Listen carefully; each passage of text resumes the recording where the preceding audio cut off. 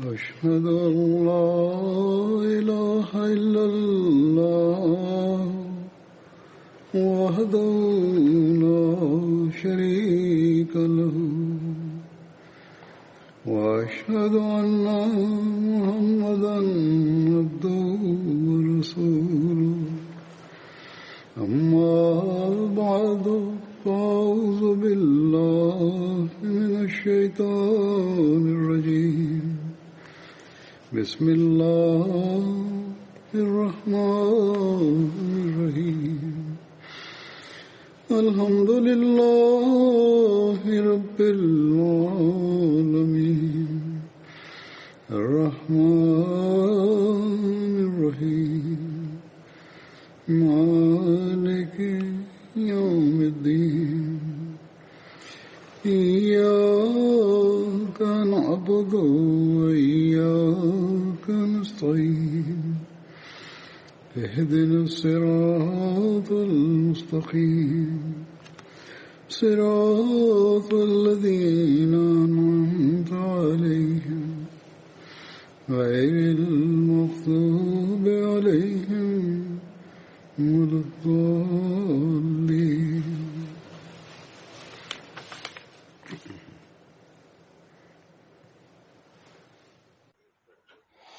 Geçen hutbemde Hazret Sa'd bin Muaz radıyallahu anh'un zikrini yapıyordum. Ahzab gazvesi ve Hazreti Sa'd bin Muaz'ın zikrini yaparken sırf Hatemun Nebiyyin de Hazreti Mirza Beşir Ahmed radıyallahu anh şöyle yazmıştır. Bu savaşta Müslümanların can zararı fazla olmadı. Yani yalnız 5-6 kişi şehit düştü.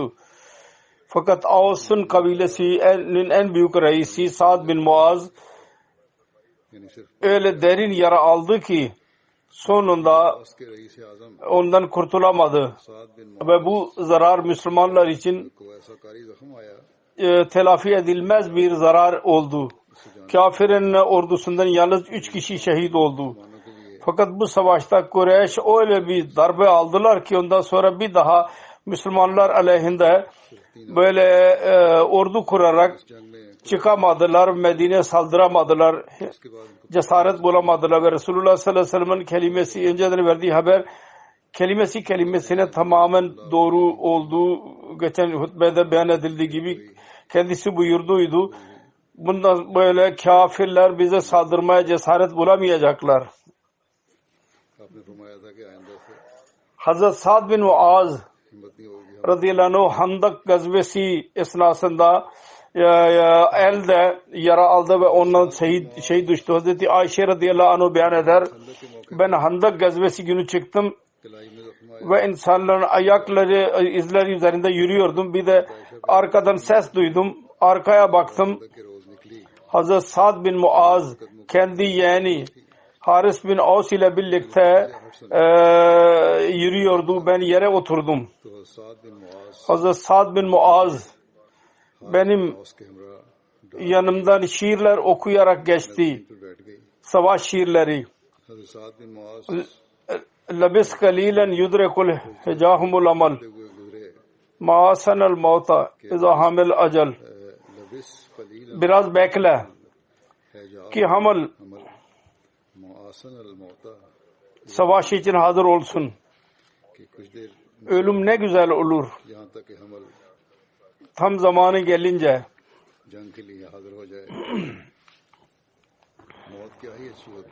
Hazreti Ayşe radıyallahu anha buyuruyor. Diyor ki Hazreti Sa'd'ın Muaz'ın bedeni üzerinde bir zırhı vardı.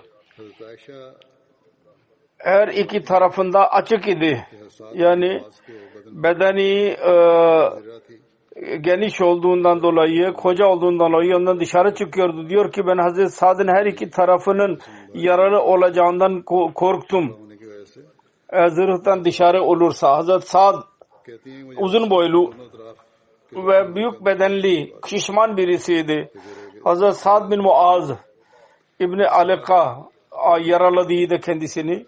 İbni Araka'nın adı Habban bin Abdülmunaf idi. Banu Amir bin Lu'y kabilesinden idi.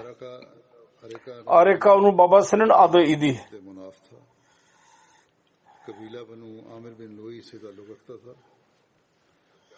Hazreti Cabir'den rivayet edilir. Diyor ki Hazreti Sa'd bin Muaz'ın eline ok aldı. Resulullah sallallahu aleyhi ve sellem kendi eliyle oku çıkardı. Resulullah sallallahu aleyhi ve sellem ne अपने हाथ से तीर के फल को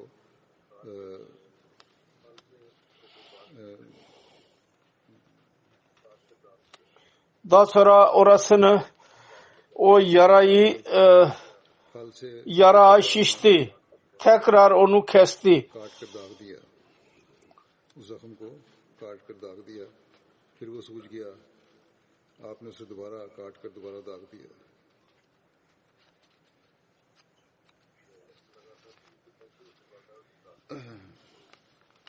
yarayı kesti ve Hazreti Ayşe diyor ki adamın birisi İbni Areka Hazreti Sa'd bin Muaz'a ok atıyordu. Bir ok atarak dedi ki ben İbni Areka'yım. O Areka Hazreti Sa'd'ın eline isabet etti. Yaralandıktan sonra Hazreti Sa'd dua etti. Ya Rabbi bana ölüm verme. Banu Kureyza'dan benim tesellimi alayım. Ondan önce bana ölüm verme. Hazreti Ayşe diyor ki Handek günü Sa'd yaralandı. Kureyş'in bir adama haber mi Areka kendi eli üzerine ok attıydı. Resulullah sallallahu aleyhi ve sellem camide onun için bir çadır kurdu ki ona yakın kalarak iadet edebilsin. Hasta bakıcılığını yapabilsin. Hazreti Ayşe'den rivayet edilir. Hazreti Sa'd'ın yarası kurudu ve iyileşmeye başladı. Dua etti. Ya Rabbi sen biliyorsun. Ben senin yolunda bu kavim için cihad etmek dışında daha fazla bir şey sevmiyorum. Onlar senin Resulünü tekzip ettiler ve çıkardılar. Ya Rabbi ben düşünüyorum. Sen bizim ve onlar arasında savaşı sona erdirmişsin. Eğer Kureyş'in savaşından bir şey baki kaldıysa beni onların mukabilesi için diri tut. Eğer savaş varsa bana hayat ver o ana kadar ki ben senin yolunda onlarla cihat edebileyim. Eğer bizimle ve onlar arasında savaşı sona erdirdiysen benim düşündüğüm gibi o zaman benim bu yarama şehadet için vasıta gel. Hazreti Ayşe diyor ki aynı gece yara yırtıldı ve kan çıktı. Cami Nebevi'de bunu Gıfar'ın insanlara onlara yaklaştı. Kan korktular. İnsanlar dediler ki ey çadır sahipleri bu ne kandır? Sizin tarafından bize geliyor bu. Bir de ne baksınlar ki Hazreti Sa'd'ın yarasından kan akıyordu ve onunla vefat etti. Hazreti İbni Abbas'ta rivayet edilir. Hazreti Sa'd bin Muaz'ın kanı çıkmaya başladı. Resulullah sallallahu aleyhi ve sellem ayağa kalkarak ona doğru gitti ve ona sarıldı. Kan Resulullah sallallahu aleyhi ve sellem yüzüne isabet etti. Ne kadar onu korumak istiyorsa kan akıyordu. İnsanlar istiyorlardı ki kendisine isabet etmesin. Ondan sonra daha fazla Resulullah ona yaklaşıyordu. Sonunda Hazreti Sa'd öldü. Başka bir rivayette şöyle vardır. Sa'd bin Muaz'ın yarası yırtılınca Resulullah sallallahu aleyhi ve sellem öğrendi. Onun yanına gitti. Onun başını kendi kucağına koydu ve beyaz çadır ile sardı onun üzerine. Resulullah dua etti. Ya Rabbi Sa'd senin yolunda cihad etti ve senin Resulünü doğruladı ve ona ne sorumluluğu varsa onu eda etti. Sen onun ruhunu bu hayır ile kabul et. Bir hayır ile bir ruhu kabul ettiğin gibi. Hazreti Sa'd biraz diriydi. Resulullah sallallahu aleyhi ve sellem'in kelimelerini dinledi. Ölmek üzereydi. Gözlerini açtı ve arz etti. Ya Resulallah हज़रत साद ने रसूलुल्लाह sallallahu aleyhi ve sellem, सुने size selam olsun. Ben şehadet ediyorum. Siz Allah'ın Resulüsünüz. सल्लल्लाहु अलैहि वसल्लम Sad'ın ev ahalisi baktı ki Resulullah sallallahu aleyhi ve sellem Hazreti Sad'ın başını kendi kucağına almıştır. Onlar korktular. वालों ने देखा Resulullah sallallahu aleyhi ve sellem आ हज़रत सल्लल्लाहु अलैहि वसल्लम ने हज़रत साद का sir zikredildi Resulullah'a. Öyle onların ev ahalisi korktu. अल्लाह सल्लल्लाहु अलैहि वसल्लम ने Korktular. से इस बात का Onun başını sizin kucağınızda görünce उनके घर वाले डर गए Resulullah sallallahu aleyhi ve sellem buyurdu. Dedi ki ben Allah'tan कि घर वाले şunu talep ediyorum. उसका सर देख Ne kadar şu anda evdeyseniz तो रसूलुल्लाह सल्लल्लाहु अलैहि o वसल्लम मैं o sayıda Hazreti İsa'nın ölümü üzerinde melekler hazır olsunlar. Hazreti Enes radıyallahu anh'dan rivayet edilir. की वफात के वक्त हाजिर हाँ Onlar dediler ki अपनी दुआ दी Resulullah sallallahu aleyhi ve sellem'e रज़ियल्लाहु अन्हु से bir elbise verildi ipekten. Kendisi ipekin yasak olduğunu beyan ediyordu. Kapıyı onu görünce, çarşafı görünce insanlar hayret ettiler. Resulullah sallallahu aleyhi ve sellem buyurdu.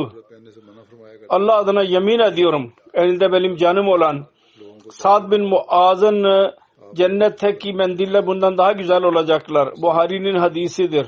जिसके हाथ में मोहम्मद की जान साद बिन मुआज के तो Elde kumaş görünce dediler ki belki Resulullah sallallahu aleyhi ve sellem Bukhari की हदीस है bunu kullanacak. उन्होंने Kendisi yasak diyordu fakat आदमी को Resulullah onu görünce misal verdi. Siz buna hayret ediyorsunuz. इसको इस्तेमाल करेंगे क्योंकि आप तो मना फरमाया Başka hadisten açıklandığı gibi hayret ettiler diğer insanlar. Sahih Müslim'in hadisinde olduğu gibi.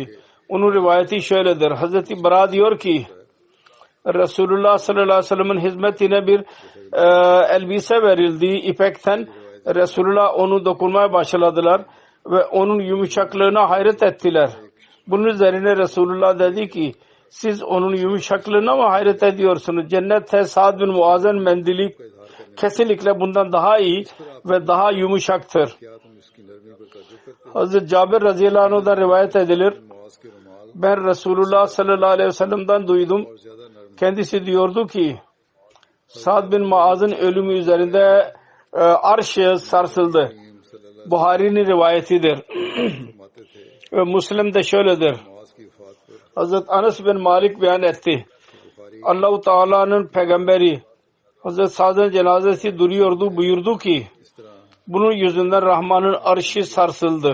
कि अल्लाह के नबी सल्लल्लाहु अलैहि वसल्लम ने जब कि हज़रत साद का जनाजा रखा Bu sözlerin tefsiri इसकी वजह से ve biraz izahatı Hazreti Mirza Beşir Ahmed radıyallahu anh şöyle beyan etmiştir. इन बातों की Diyor ki Hazreti Sa'd bin Muaz kabile Avs kabilesinin liderinin eli üzerinde Handek zamanında bir yara aldıydı. Bütün tedaviye rağmen iyileşmiyordu. İyileştikten sonra tekrar başlıyordu. Çok ihlas sahibi bir sahabiydi ve Resulullah sallallahu aleyhi ve sellem onun hasta bakıcılığına çok önem veriyordu. Onun için मुखलिस साहबी थे Handak gazvesinin dönüşünde onun hakkında talimat verdi. इसलिए Caminin avlusunda bir çadırda konsun ki kolay bir şekilde kendisine hasta bakıcılığı yapabilsin. फरमाई थी कि उन्हें मस्जिद Bir Müslüman bayanın जाए आसानी के साथ çadırında konduğu o hemşirecilik konusunda uzman ediyordu, hastalık bulunuyordu ve caminin çadır avlusunda çadır kurarak hastalara bakıyordu. Fakat bu olağanüstü dikkate rağmen Sa'd'ın durumu iyileşmedi. किया करती थी Ve bu arada Banu Kureyza'nın olayı oldu. मामूली तवज्जो के Bundan dolayı Sa'd olağanüstü meşakkat ve sıkıntı duydu ve zaafı çok çoğaldı.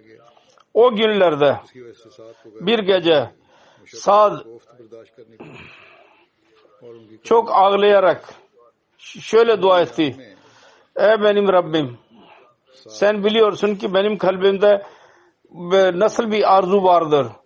ये दुआ Ben o kavmi aleyhinde senin dinini korumak için cihad edeyim. मेरे दिल में ये ख्वाहिश Onlar senin Resulünü yalanladılar कि मैं उस कौम ve onu kendi vatanından çıkardılar. दीन की हिफाजत के लिए जिहाद Ey benim Rabbim, जिसने तेरे benim düşünceme göre şimdi bizimle ve Kureyş arasında savaş sona ermiştir. Fakat eğer sen biliyorsan bir savaşın baki olduğunu, bana öyle mühlet ver ki ben senin yolunda onlarla cihat edeyim. लेकिन अगर Fakat eğer onlarla bizim savaşımız sona ermişse, तो मुझे इतनी मदद दे, şimdi artık ben hayatın temennisinde bulunmuyorum.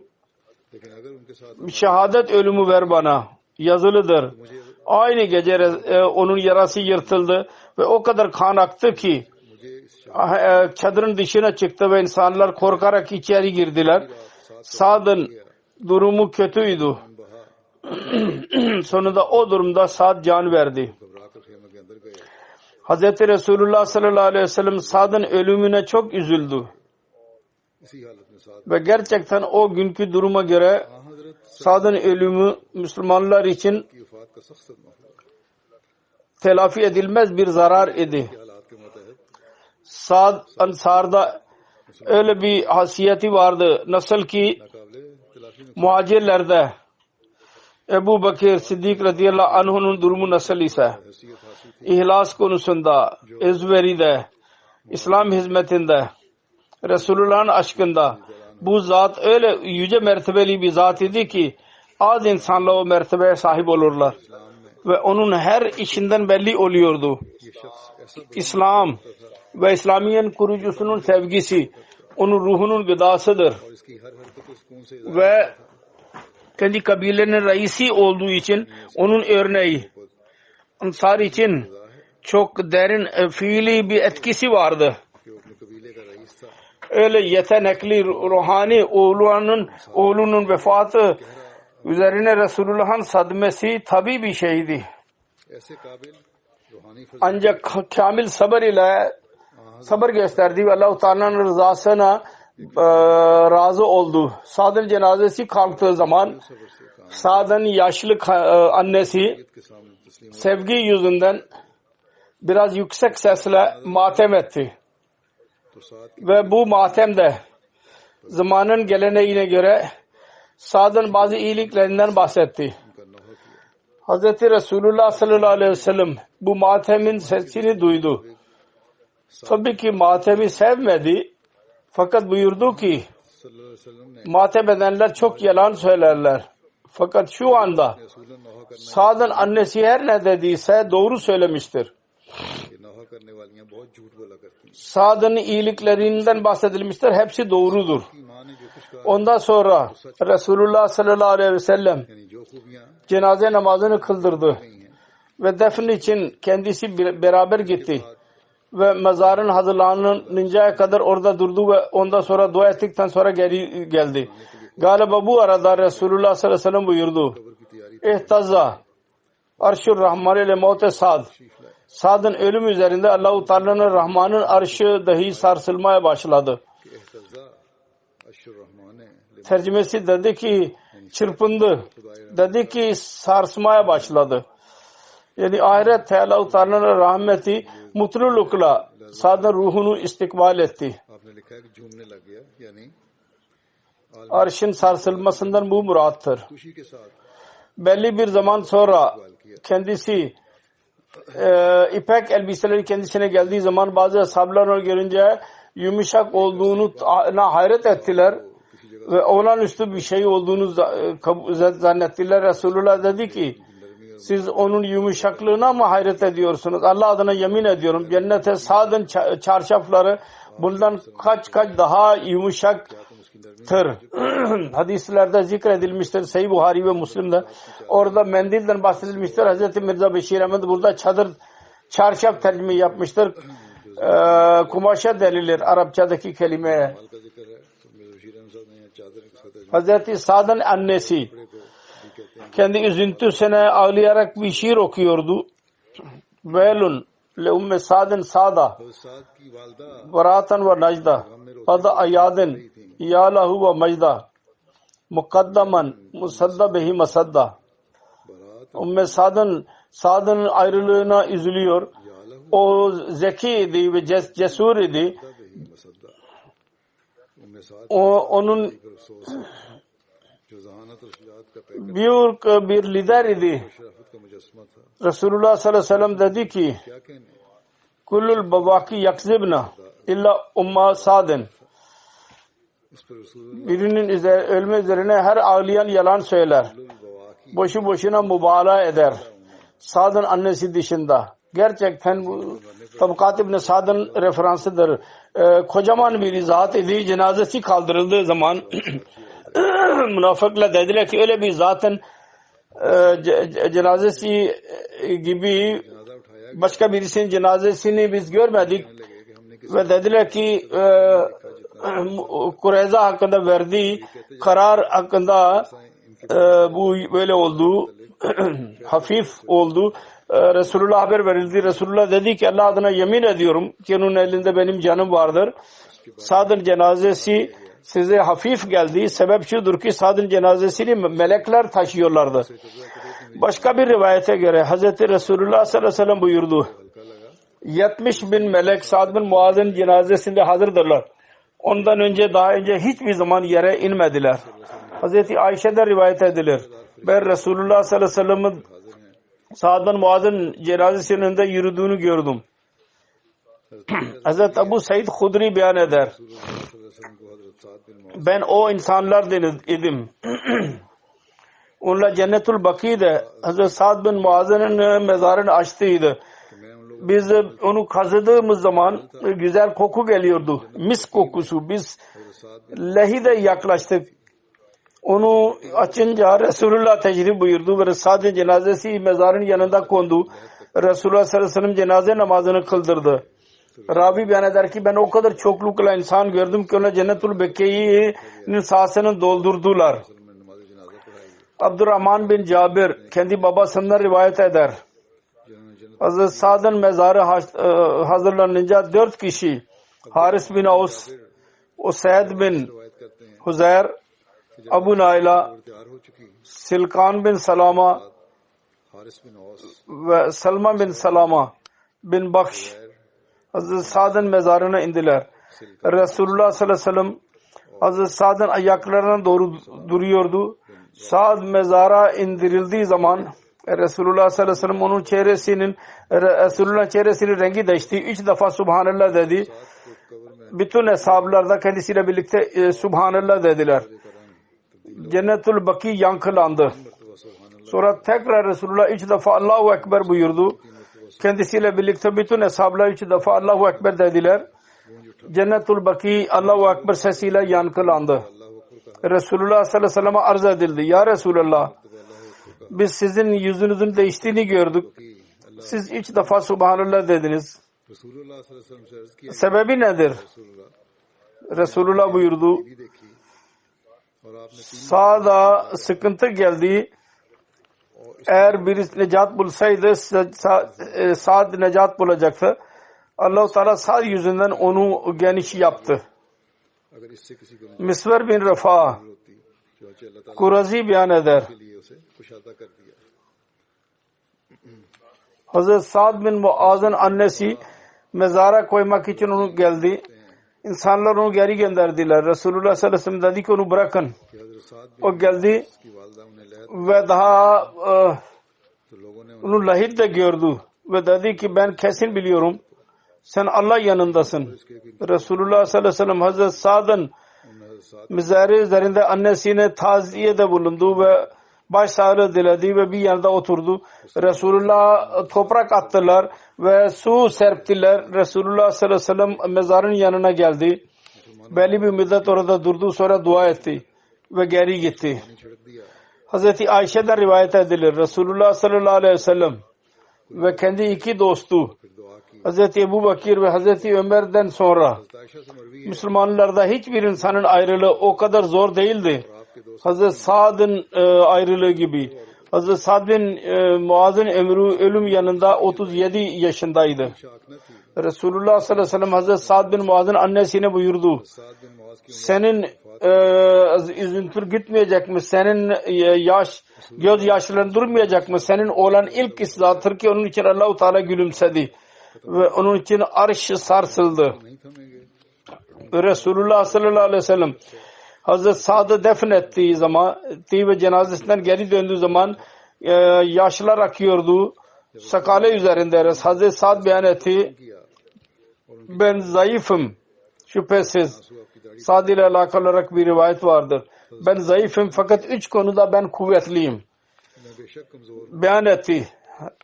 Bende 3 kişiye ne vardır? Ben zayıf birisiyim fakat bunda 3 şey çok kuvvetlidir ve buna amel ediyorum.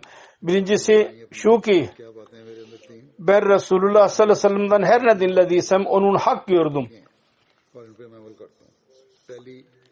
Hiçbir zaman inkibaz olmadı. Sıkıntı görmedi. İkincisi şu ki ben namaz dışında başka hiçbir düşüncenin gelmesine izin verdim. Sonra namazını bitirinceye kadar dikkatli bir şekilde namaz kılıyordu.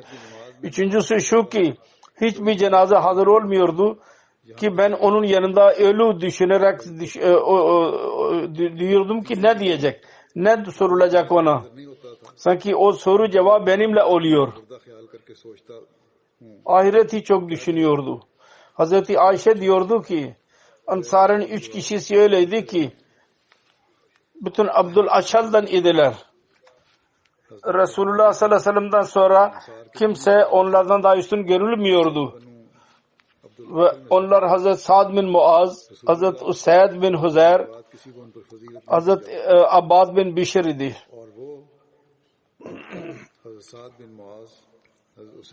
Bundan sonra zikredeceğim sahabinin adı Hazreti Sa'd bin Abi Vakas'tır. Hazreti Sa'd'ın kunyesi Ebu İshak idi. Babasının adı Malik bin Oheb. Bazı rivayetlerde göre Malik bin Oheb dahi beyan edilmiştir. Babası kendi künyesi Ebu Vakas yüzünden meşhur idi. Onun için adı Sa'd bin Abi Vakas beyan edilir. Annesinin adı Hamna binti Sufyan idi. Hazreti Sa'd bin Abi Vakas'ın alakası Kureyş'in kabilesi Banu Zuhra'dan idi. Hazreti Sa'd bin Abi Vakas 10 eshablardan idi. Resulullah sallallahu aleyhi ve sellem onlara kendi hayatında cenneti müjdesini verdiydi. O 10 eshaba aşere-i mübeşşere denilir. Ve Hazreti Sa'd bin Vakas onlardan en sonunda vefat etti.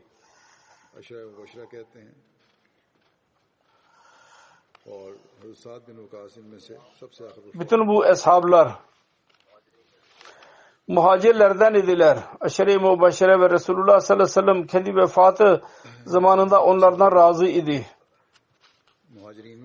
Hazreti Sa'd bin Abi Vakas iman etmesi konusunda beyan ediyor. Hiçbir zat İslamiyet'i kabul etmedi. Benim İslam ettiğim gün ve ben 7 güne kadar bekledim. Durum şöyleydi ki ben Müslümanların 3'te 1'iydim. 3 kişiydik. Beyan ediyor. Ben namazın farz oluşundan sonra önce Müslüman olduydum. Hazreti Sa'd'ın İslam oluşunun olayı kızı beyan ediyor. Hazreti Sa'd buyurdu. Ben rüya gördüm. Ben karanlıktayım. Bir şey göremiyorum.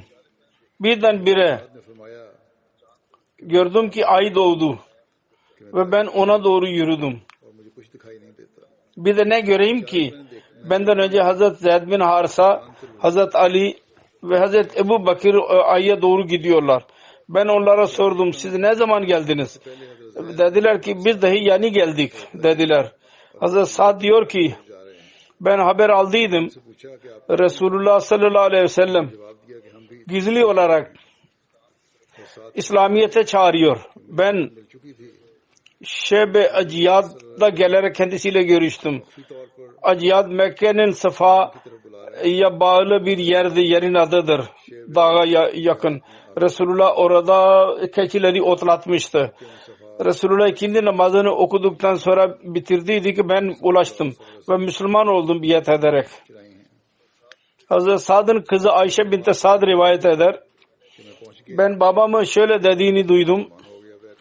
Ben Müslüman olduğum zaman benim ömrüm 17 yaşındaydı. Bazı rivayetlerde 19 yaş beyan edilmiştir. İman ettiği zaman ilk Müslüman olanlardan Hazreti Ebu Bakır tebliğ ile 5 kişi iman ettiler. साल भी बयान हुई है। Onlar çok büyük ve yüce mertebe eshablardır. Onlardan üçüncüsü Sa'd bin Abi Vakas idi. जो इस्लाम में जलीलुल कदर Sirat Hatim-i Nebiyinde yazılıdır. किए जाते हैं। Ondan alınmıştır. हजरत साद बिन अबी वकास थे। Tam genç idi o zaman. ये Onun yaşı o zaman 19 yaşındaydı. किया गया Banu Zuhre'den idi. जो Çok cesur bir zat idi. यानी इस Hazreti Ömer'in zamanında Irak onun eliyle नहायत kazanıldı ve Hazreti Mir Muaviye zamanında vefat etti. Sa'd bin Vakas Resulullah'tan birçok rivayet beyan etmiştir. Hazreti Sa'd'ın oğlu Musab beyan eder. ने नबी करीम सल्लल्लाहु अलैहि Benim babam Sa'd bana beyan etti. Benim annem yemin ettiydi. वसल्लम Sa'd'ın annesi. कि मेरे Hiç o kendisiyle konuşmayacak. Dinini bırakmadıkça, İslamiyet'den dönmedikçe माने yemiyordu ve içmiyordu. यहाँ तक कि वो अपने दीन का इनकार कर दे Diyor ki annem dedi ki sen beyan ediyorsun. और ना पीती थी। Allah sana annene babana iyi muamele yapmanı emrediyor. Senin dinini böyle diyor. Allah-u Teala böyle demiştir. Annene babana karşı iyi muamele yap. Tekit ediliyor. Ben senin annenim. ये कहता है Sana emrediyorum. कि अपने वालिदैन से Bırak bu dini. एहसान करो, उसकी तकीद की जाती है। Benim söylediğim sözümü kabul et. Ravi diyor ki मैं तुम्हें इसका हुक्म दे रहा 3 gün bu durumda kaldı. हूं, कुछ छोड़ो। Sonra zaaf yüzünden मेरी जो मैं कहती हूँ bayıldı. Sonra onun oğlu कि 3 रोज तक Umara deniliyordu. Ayağa kalktı. कमजोरी की वजह Su içirdi. तो वशीदारी हो गई। Sonra sağda kötü sözler söylemeye başladı. Beddua etmeye başladı. O zaman Allah-u Teala bu ayeti indirdi Kur'an-ı Kerim'de. وَوَسَّيْنَا الْاِنْسَانَ بِوَالِدَهِ حُسْنًا तब अल्लाह Biz insana कुरान में annesi babasının hakları konusunda iyi muamele yapmayı emrettik. ये वालिद है Nasihat ettik. कि हमने इंसान को وَوَسَّيْنَا الْاِنْسَانَ بِوَالِدَهِ حُسْنًا की तकीद Ankabut suresinin ayetidir. Sonra Lukman suresinde şöyledir. Panel इंसाना बेवालिद है उसना। وَاِنْ جَاهَدَاكَ عَلَى أَنْ تُشْرِكَ بِي और फिर Eğer onlar sana kavga ederlerse sen bana ortak koş diye वो इंजाहदा onlara itaat etme. तुशरे का भी وَاِنْ جَاهَدَاكَ दोनों तुझसे झगड़ा करें عَلَى أَنْ تُشْرِكَ بِي Onun sözünü kabul etmemelisin eğer onlar derlerse ki वो इंजाहदा का bana ortak koş. तुशरे का भी फिर उनकी बात O zaman onlara itaat etmemelisin.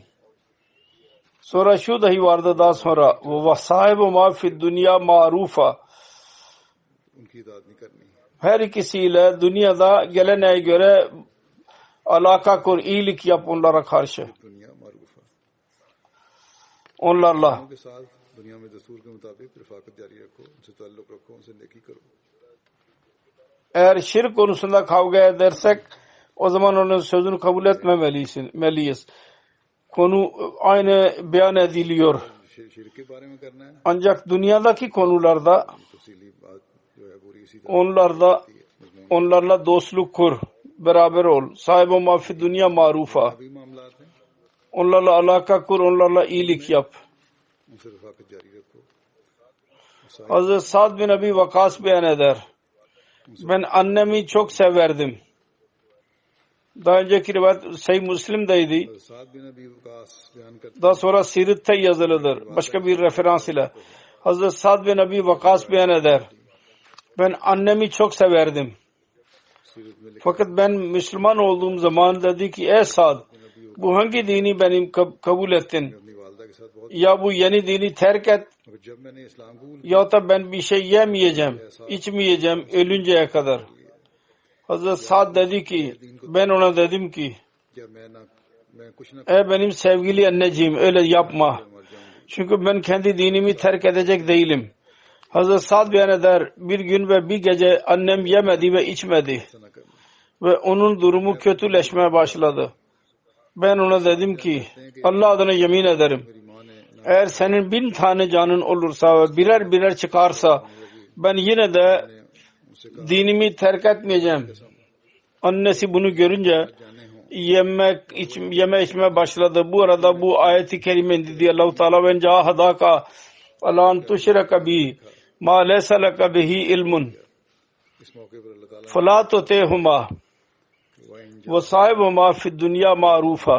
का Yani eğer onlar her ikisi seninle tartışırlarsa फला तो तय Huma sen birisini bana ortak koş diye फिर दुनिया मारूफ sen onu bilmiyorsan दोनों तो इससे बहस करें bilmediğin birisini bana ortak koş. Ma laysa laka bihi ilmun. Bilmiyorsan fala tutihuma माल ऐसा लगा भी इल्म o zaman her ikisinin sözünü kabul etme. फला तो तय Huma Evet, dünyadaki konularda onlarla iyi muamele yap, onlara karşı. İyi ilişki kur. Resulullah sallallahu aleyhi ve sellem Hazreti Sa'd kendisinin dayısı olduğunu beyan ediyordu. Bir defa Sa'd önünden geliyordu. Resulullah sallallahu aleyhi ve sellem सल्लल्लाहु अलैहि वसल्लम onu görünce dedi ki मामू कहा करते benim dayımdır. एक दफा साथ सामने से आ रहे Bu benim dayımdır. Kimin सल्लल्लाहु अलैहि वसल्लम böyle birisinin böyle bir dayısı varsa bana göstersin. İmam Tirmizi मामू हैं sebebini şöyle beyan etmiştir. Resulullah sallallahu aleyhi ve sellem'in annesinin alakası Banu Zuhra ile vardı ve Hazreti Sa'd bin Ebi Vakkas'ın alakası dahi Banu Zuhra'dan idi. रसूलुल्लाह सल्लल्लाहु अलैहि वसल्लम की वालिदा का Hazreti Ebu Hureyre'den rivayet edilir. से था Resulullah sallallahu aleyhi ve sellem विकास का ताल्लुक Hira mağarası dağındaydı. O da sarsılmaya başladı. Resulullah sallallahu aleyhi ve sellem dedi ki ey Hira dur. रसूलुल्लाह सल्लल्लाहु अलैहि वसल्लम Senin üzerinde peygamber, siddik कि वो हिलने लगा ve şey dışında birisi yoktur. सल्लल्लाहु अलैहि वसल्लम फरमाया Ve bu dağ üzerinde o zaman Resulullah sallallahu aleyhi ve sellem vardı. Hazreti Ebu Bakir, Hazreti Ömer, Hazreti Osman, और इस Hazreti Ali, Hazreti Talha bin Ubeydullah, Hazreti Zübeyir bin Al-Amam, Hazreti Sa'd bin Abi Vakas idiler. हज़रत Usman Sahih Müslim'in rivayetidir bu. İslam'ın ilk günlerinde Müslümanlar gizli namaz kılarlardı. नबी विकास Bir defa Sa'd Mekke'nin bir vadisinde eshablarla birlikte namaz kılıyordu. या मुसलमान Ki müşrikler geldiler ve onlar Müslümanları alay etmeye başladılar. सहाबा के साथ Ve onların dini yani İslamiyet कि वहाँ मुशरिकीन आ पहुंचे और ve ayıp çıkarmaya başladılar. और उनके दीन इस्लाम पर Hatta kavgaya durum ऐब निकालने शुरू किए çıktı. Hazreti Sa'd birinin kafirin başına deve मुशरिक के सर पर ऊँट bir şeysini vurdu, onun başı yarıldı ve bu ilk hanedi çıkan.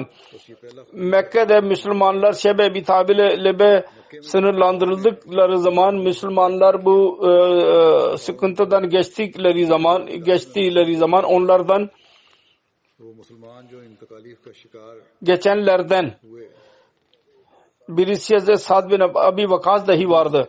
Onun zikrini yaparken bir Sirat Hatim-i Nebiyyinde Hazreti Mirza Beşir Ahmet radıyallahu anh şöyle yazmıştır. Musibetler ve sıkıntılar जिक्र करते हुए o günlerde bunlar gördüler. İnsan sarsılır onları okuyunca. Eshabın beyanatı vardır. Bazen onlar hayvanlar gibi yapraklar yiyerek idare ettiler. Sa'd bin Ebi Vakas beyan eder ki bir defa geceleyin onun ayağı öyle bir şey üzerinde değdi ki yaşlı görünüyordu. बयान करते Belki bir hurma olacak. O zaman o kadar fazla aç idi ki hemen onu aldı ve ağzına koydu. Ve dedi ki ben bugüne kadar bilmiyorum ki neydi o. उस वक्त उनकी भूख का ये आलम Başka bir zaman कि उन्होंने फौरन açlık yüzünden durumu şöyledir ki bir yerde bir kuru एक दूसरे मौके पर demir कि उन्होंने एक सूखा हुआ deri buldu. Onu temizledi suda. Ondan sonra kızartarak yedi ve 3 gün o gaybi ziyafet ile idare etti. Allah-u Teala Müslümanlara hicret emrini verdiği zaman Hazreti Sa'd dahi Medine doğru hicret etti. Ve orada müşrik kardeşi Utba bin Abi Vakkas'ın evinde kaldı. Utba'dan Mekke'de bir adamı öldürdüydü. Medine'ye gelerek oraya yerleştiydi. Hazreti Sa'd ilk hicret edenlerden birisiydi. Resulullah sallallahu aleyhi ve sellem'in Medine gelişinden önce Medine'ye hicret ederek geldiydi. हज़रत साद अवलीन Resulullah sallallahu aleyhi ve sellem आप रसूलुल्लाह सल्लल्लाहु Hazreti Sa'd bin Ebi Vakkas'ın muakkatı अलैहि वसल्लम मदीना हिजरत Hazret Musab bin Ömer ile yaptırdıydı. Başka bir rivayete göre kendisi Hazreti Sa'd bin Vakas'ın muakkatı Hazreti Sa'd bin Muaz ile kardeş yaptıydı onu. Muakkatta tevcih olabilir. Mekke'de kendisinin muakkatı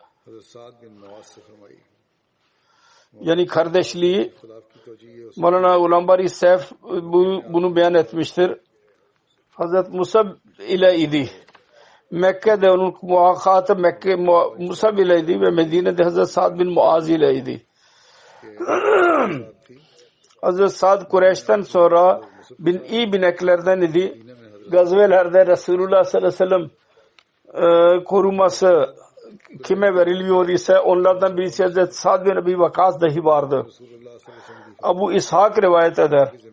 Resulullah sallallahu aleyhi ve sellem ashabından 4 kişi çok saldırgan idiler.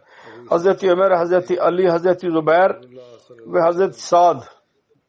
Medine hicretinden sonra Müslümanlara kafirler tarafından korku duyuyorlardı bunlar saldıracaklar diye. Başlangıçta Müslümanlar geceleyin uyanık kalırlardı. Ve Resulullah sallallahu aleyhi ve sellem geceleyin uyanık kalırdı. Bir rivayet vardır bu konuda. Hazreti Ayşe radıyallahu anh beyan eder. Medine teşrif zamanında bir gece Resulullah sallallahu aleyhi ve sellem uyanık kaldı, uyuyamadı.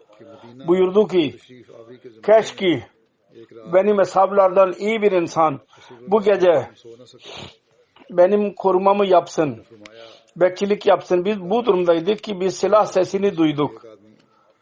Resulullah sallallahu aleyhi ve sellem sordu kimdir? O arz etti. Dışarıdan ses verdi.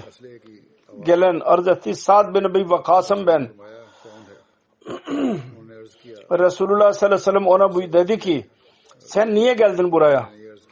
O dedi ki benim kalbimde Resulullah sallallahu aleyhi ve sellem konusunda korku duydum. Onun için ben sizi korumak için, bekçilik yapmak için geldim.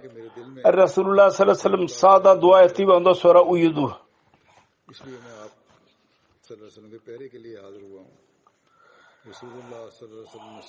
Şu dahi vardır bir referans. Buhari ve Müslim her ikisinde bu olayın zikri vardır ki duanın detayları yoktur onda. Resulullah ne dua ettiydi. Fakat Sa'd bin Manakib'inde İmam Tirmizi beyan etmiştir. Orada onun oğlu Kays'ta rivayet edilir. Benim babam Sa'd beyan eder. Resulullah sallallahu aleyhi ve sellem kendisi için şöyle dua ettiydi. Allahümme astacib li Sa'din izâ da'a. Ya Rabbi, Sa'd her ne zaman sana dua ederse onun duasını kabul buyur. Ve İkmal fi İsmail-i Rical'da vardır. Resulullah sallallahu aleyhi ve sellem ona şu dua etti. Allahümme sadded sahmahu ve acib davatahu. Ya Rabbi onun duasını kabul et ve onun oku tam yerine isabet etse. Resulullah'ın bu duası yüzünden Hazreti Sa'd meşhur idi dua konusunda. Hazreti Sa'd bin Abi Vakas müstecabu davat idi. Adamın birisi kendisine yalan uydurdu. Kendisi dua etti. Ya Rabbi eğer bu yalan söylüyorsa onun gözlerini kör et ve onun ömrü uzun olsun ve fitneye sok onu. O bütün bunlardan geçti bu zat. Bir rivayet vardır. Kays bin Abi Hazım beyan eder. Bir seferinde ben Medine'nin sokağından geçiyordum, çarşısından Ahcaruz Zeyd adlı yere vardım. Baktım ki insanların çok insan bir zatın üzerinde duruyorlar ve Hazreti Ali'ye küfür ediyor. Bir binek üzerindeydi. Sa'd bin Abi Vakas oraya geldi ve orada durdu ve sordu ne oldu? İnsanlar dediler ki bu zat Hazreti Ali'ye küfür ediyor. Hazreti Sa'd ilerledi. İnsanlar ona yol verdiler. Onun önünde durdu ve sordu ey zat, ey şahıs niye Hazreti Ali'ye küfür ediyorsun? O ilk Müslüman olanlardan birisi değil mi? İlk değil mi ki Resulullah sallallahu aleyhi ve sellem ile birlikte namaz kıldı? O insanlardan en fazla takva sahibi değil mi? İnsanlarda en fazla bilgili değil mi o? Ayrıca Sa'd beyan etmeye devam etti. Sonunda dedi ki Resulullah sallallahu aleyhi ve sellem kendi kızını onunla evlendirerek onu damat yapmadı mı? O Resulullah sallallahu aleyhi ve sellem ile birlikte gazvelere bayrak taşıyanlardan değil miydi? Rabi diyor ki ondan sonra Hazreti Sa'd kıble doğru yüzünü çevirdi ve dua için elini kaldırdı ve dua etti. Ya Rabbi, bu senin evlilerinden bir veli Hazreti Ali'ye küfür ettiyse bu buranın ayrılışından sonra kudret manzarasını göster. Ravi diyor ki Ravi Kes diyor ki Allah adına yemin ediyorum biz daha oradan dağılmadık dedik. Onu binayı onu yere düşürdü ve onu başını taşa vurdu ayaklarıyla. Yarı yarıldı ve öldü. Başı yarıldı. Hazret Sa'd Resulullah sallallahu aleyhi ve sellem'in Medine hicretinden hemen sonra geceleyin koruduydu kendisini. Aynı şekilde bir olay daha vardır. Hazret gazvesi zamanında tarihte vardır. Onun zikrini yaparken Hazreti Müslim radıyallahu anh beyan eder. Hazreti Ayşe beyan ediyor. Kendisi yoruluyordu bekçilik yaparken. Resulullah sallallahu aleyhi ve sellem diğer insanlar, sahabeler bekçilik yapıyorlardı. Kendisi de yapıyordu ve yarılırdı. Benimle birlikte yorgana girerdi. Biraz istirahat ettikten sonra yine geri giderdi. Korumak için. Böyle uyanık kalması neticesinde bir gün zayıf düştü. Geceleyin dedi ki keşke şu anda ilah sahibi Müslüman gelsin ve ben uyuyayım. Bu arada Sa'd bin Abi Vakkas'ın sesi duyuldu. Sordu ki niye geldim? Dedi ki size bekçilik yapmak için geldim. Resulullah dedi ki ben bekçilik beklemiyorum, filan yere git. Orada Handek'in bir kenarı bozulmuştur. Oraya git ve orada bekçilik yap ki Müslümanlar korunsunlar. Hazreti Sa'd o yere gitti ve Resulullah belli bir müddet için uyudu. Şimdi geri kalan Hazreti Sa'd'ın geri kalan kısmını gelecekte beyan edeceğim. Şu anda ben 2 cenazeyi kıldıracağım gayb. Onların zikrini yapacağım. Birinci zikir Master Abdülsami Khan Kathgadi'den bahsediyorum. 6 Temmuz günü vefat etti. Rabbata inna lillahi ve inna ileyhi raciun. 1937 senesinde Kadiyan'da doğdu. Babası Abdurrahim Kathgadi eski hizmetçi idi dinimizin, cemaatimizin. Dedesi Hazreti Çavduri Abdüsselam Khan Kathgadi Hazreti Mesih Maud Aleyhisselatü Vesselam'ın eli üzerinde biat ederek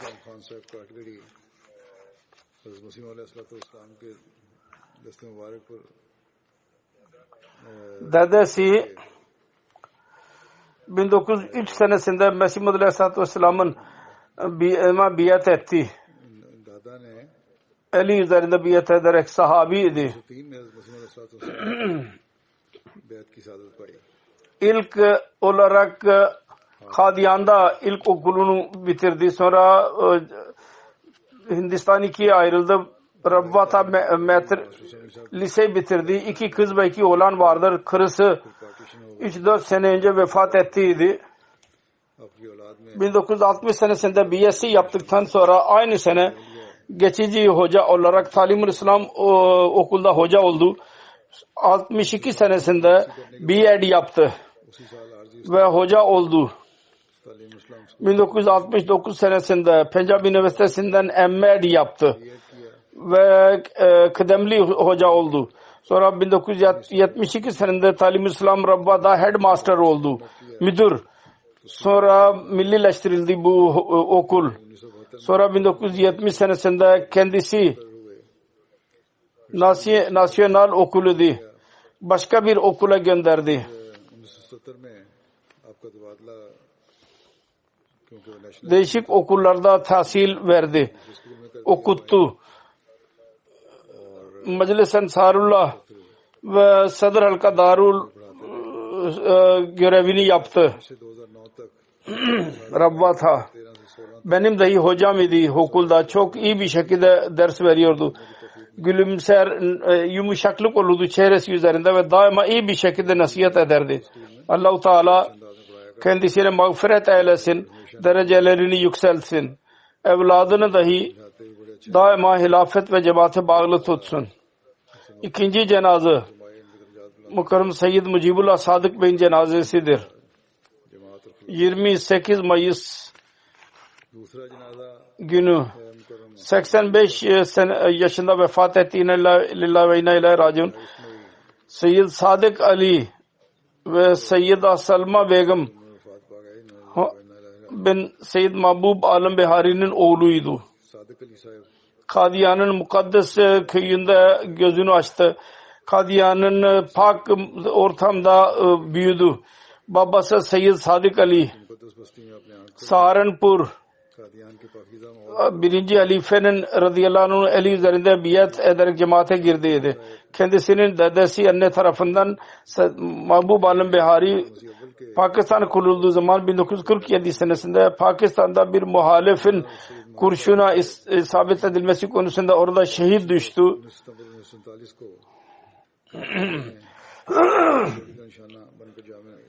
Aynı şekilde dedesinin kardeşi Seyyid Mahbub Alam Auditor Sadr Anjuman Ahmadiyya idi. Muhasebeci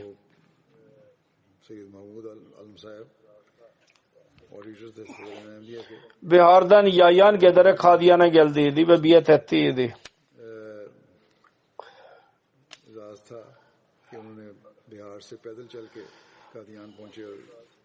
Harka Alsfield'da idi. Alsfield'da sadr cemaat görevini yaptı. Sonra emekli edildikten sonra İngiltere amirinin bürosunda gönüllü olarak 16 seneye kadar hizmet etti. Çok iyi bir şekilde görev yapardı ve daima yüzünde gülümser yüzlüydü.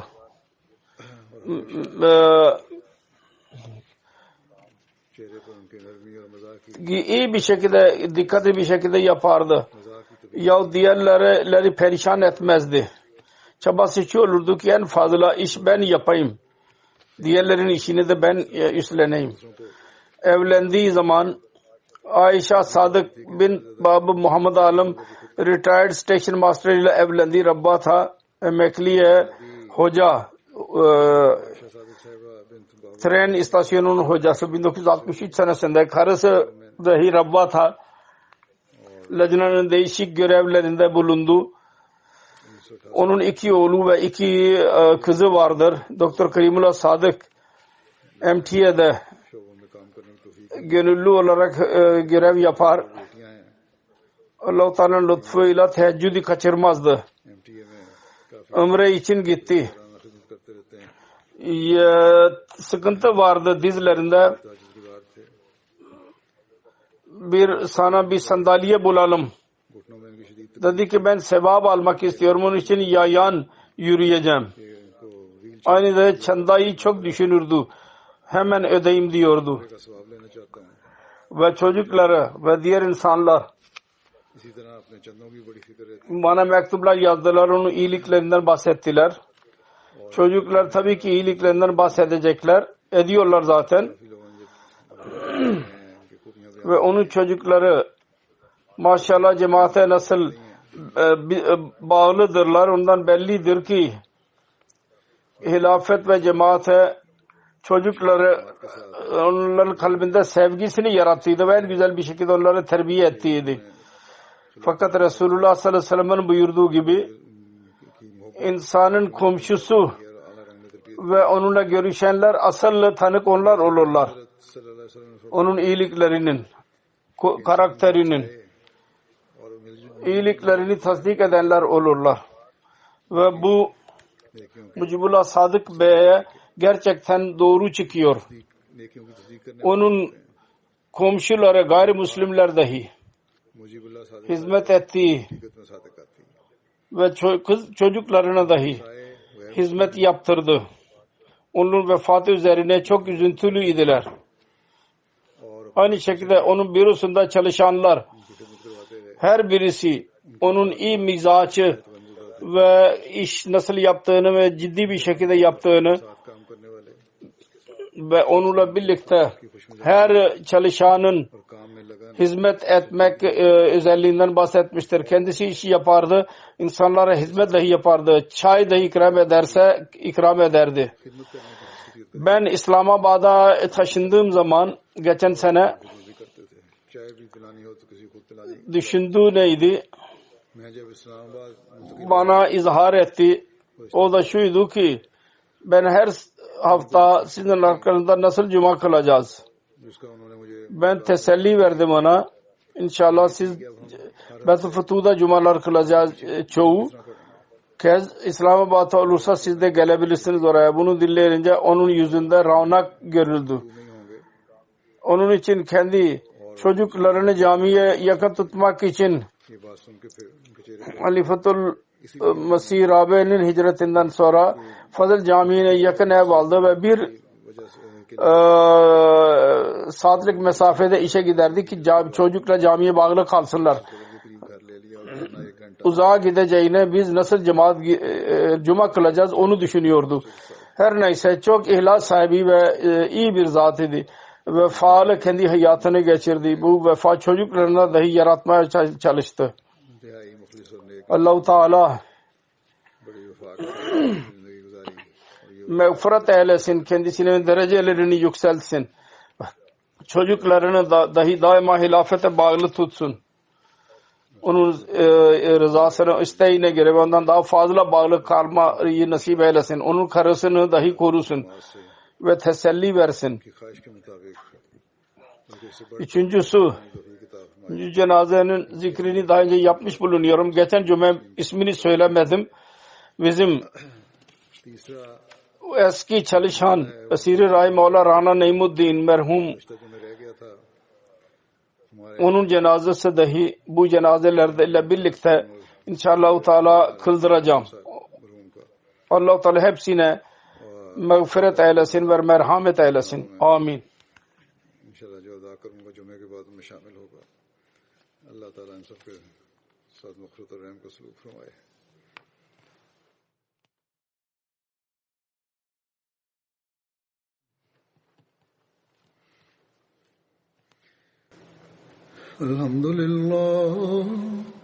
अल्हम्दुलिल्लाह नहमदुहु व नस्तईनुहु व नस्तग़फिरुहु ونؤمن به ونتوكل عليه ونعوذ بالله من شرور أنفسنا ومن سيئات أعمالنا من يهده الله فلا مضل له ومن يضلل فلا هادي له ونشهد أن لا إله إلا الله ونشهد أن محمدا عبده ورسوله عباد الله رحمكم الله إن الله يأمر بالعدل والإحسان وإيتاء ذي القربى